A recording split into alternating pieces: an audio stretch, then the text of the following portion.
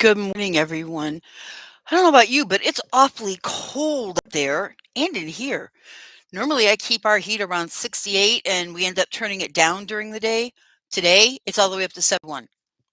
So, I have my cup of coffee to keep me warm, and I'm snugly in a hoodie, and my dog is over here next to me. So, if he barks, I'm sorry, but it's kind of hard to keep him from barking.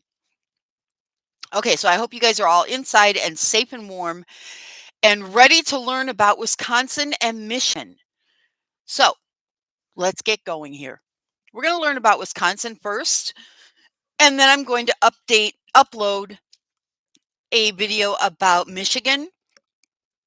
Next week, when we come into school, we're going to watch a video about the national parks in Wisconsin or in the Midwest, and then we're going to have a tasting trail of the Midwest, and we'll start the eastern states after that. So, Wisconsin. Wisconsin's nickname is the Badger State. It became a state in 1848 and was the 30th state in the Union. The population as of July 2016 is 5,778,708 people. The capital is Madison. The biggest city in Wisconsin is Milwaukee. The state bird, no, Jasher, it's not the cardinal. It's the American robin. And the state flower is the wood violet. Wisconsin is home to a major archaeological find, a 14,500-year-old mammoth bones with human-made tool marks. Suggests that people have lived in the Western Hemisphere longer than experts had previously believed. Native American tribes formed over thousands of years after the mammoth hunters arrived.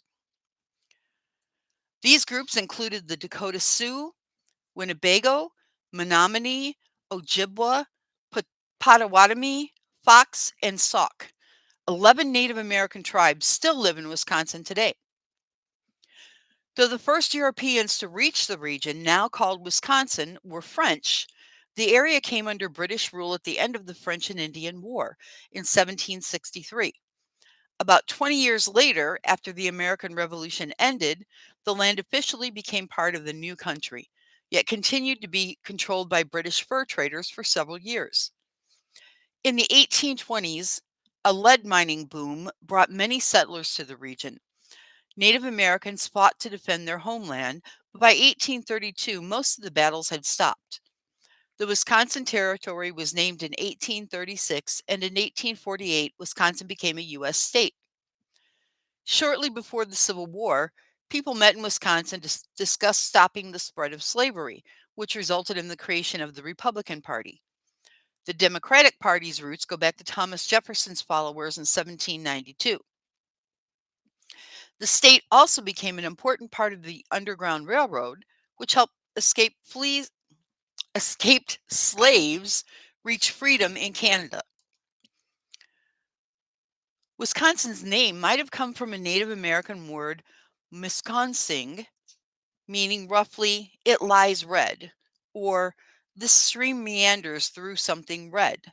It probably refers to the state's reddish sandstone. Though badgers live throughout Wisconsin, the animal isn't the reason for the nickname the Badger State. Badger was a nickname for the 19th century miners who cut into Wisconsin hills to find lead, then slept in their caves, just the way badgers burrow to create dens.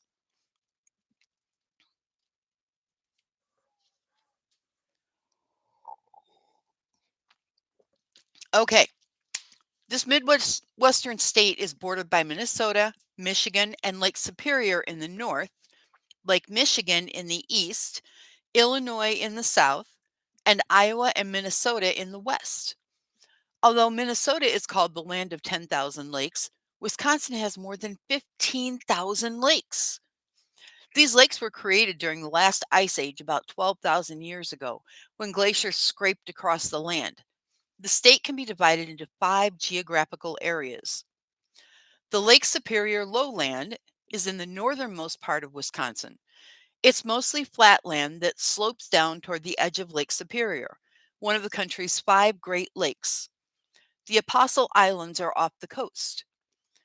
The Northern Highland covers almost a third of the state and spreads across northern Wisconsin. Sloping downward, the land is filled with woodlands and lakes and includes Wisconsin's highest point, Timms Hill. The Central Plain is a U-shaped fertile region that stretches from the northwest to the northeast, dipping through the middle of the state.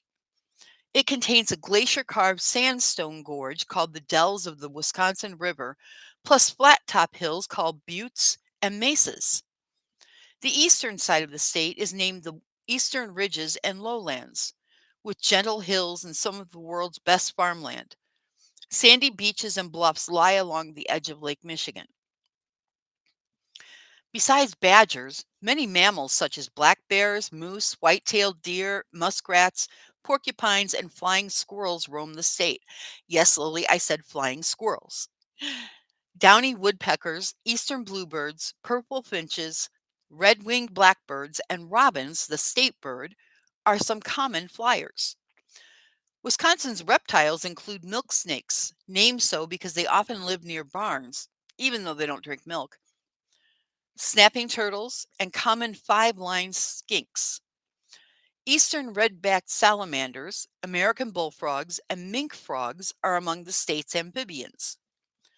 The sugar maple is Wisconsin's state tree, and it's loved not only for its sap, which is used to make maple syrup, but for its leaves that turn bright red, orange, and yellow during fall. Red cedar, hemlock, ash, and black oak are other common native trees. Wildflowers grow widely through the state. Some standouts are tall bellflower, crimson bee balm, fire pink, orange coneflower, and cut leaf rosenweed, which looks like a sunflower with a smaller center. Wisconsin's black prairie soil is extremely fertile, with corn as its number one crop. The state is also one of the top green bean producers in the country. The state's thousands of lakes are another important resource used for tourism. Okay, now let's get to the fun stuff. There are several famous people that were born in Wisconsin. Painter Georgia O'Keeffe, author Laura Ingalls Wilder, you guys know her from Little House on the Prairie, architect Frank Lloyd Wright, and race car driver Danica Patrick were all born in Wisconsin. Wisconsin's greater prairie chicken was once hunted to near extinction, but now can be spotted in the Buena Vista grasslands in the center of the state. Wisconsin is famous for its cheese, so famous that it has a cheese museum. On the second Saturday in June, the National Historic Cheesemaking Center creates a 90-pound wheel of Swiss cheese. Wow, that'd make a lot of sandwiches, wouldn't it? Inside the Milwaukee Public Museum, visitors can walk through recreations of historic Milwaukee, a European village, and an ancient Mediterranean civilization. The museum also houses the world's largest known dinosaur skull. Visitors can explore recreation of Laura Ingalls Wilder's first house in Pepin, Wisconsin. Wilder was born on that land in 1867. So, that's all about Wisconsin. If you guys have any questions, have Mom write them down and you can either email them to me or you can ask me next week because I'm sure we'll have school next week. It's not supposed to be this cold very often or very long. Oh, I can't talk. I'm so cold. Okay, you guys stay inside, stay safe and warm, and I'll be back in a few minutes with the video about Michigan. Bye-bye.